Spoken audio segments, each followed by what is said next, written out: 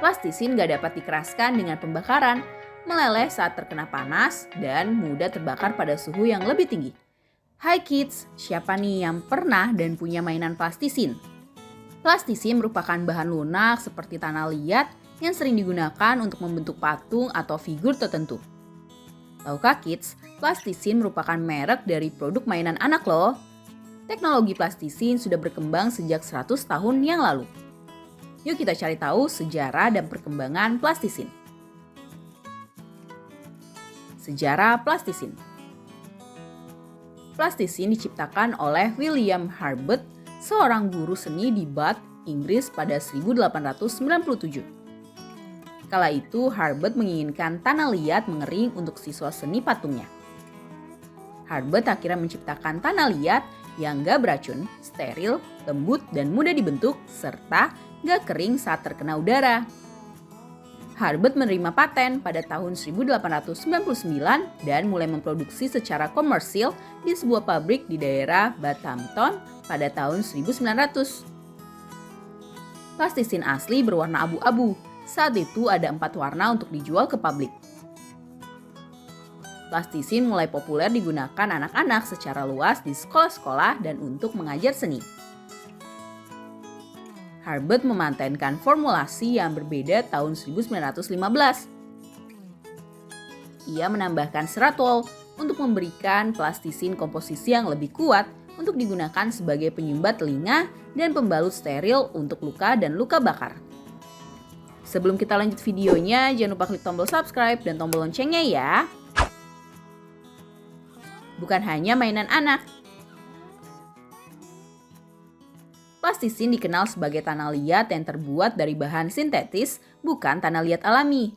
Meski lebih dikenal sebagai mainan anak, plastisin ternyata juga digunakan secara profesional.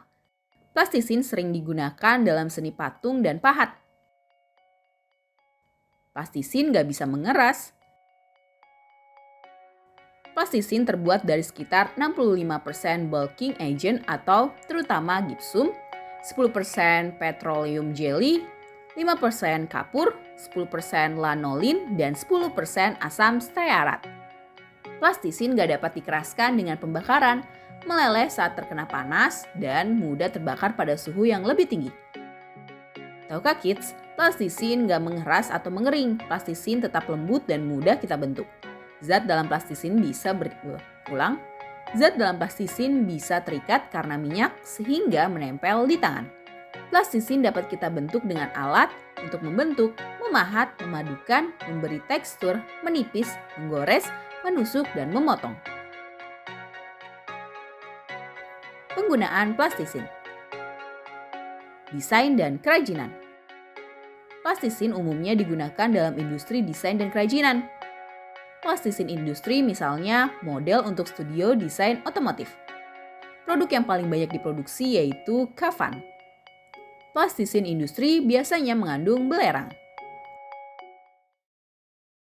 Ukiran, topeng, dan animasi. Tanah liat sintetis seperti plastik merupakan bahan seni penting yang digunakan untuk ukiran, pembuatan topeng, pembuatan cetakan, efek khusus, dan animasi tanah liat.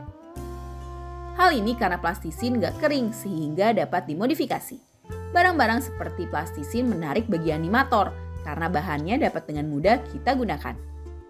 Salah satu animasi yang menggunakan seni plastisin yaitu animasi Shaun the Sheep. Permainan. Plastisin juga menjadi salah satu mainan untuk anak-anak. Plastisin dijual dalam bentuk dan warna yang beragam. Nah, itulah sejarah dan perkembangan plastisin yang masih banyak digunakan sampai sekarang. Sampai di sini dulu ya videonya. Jangan lupa like, komen, subscribe, dan share ke teman-teman lainnya ya kids. Bye-bye!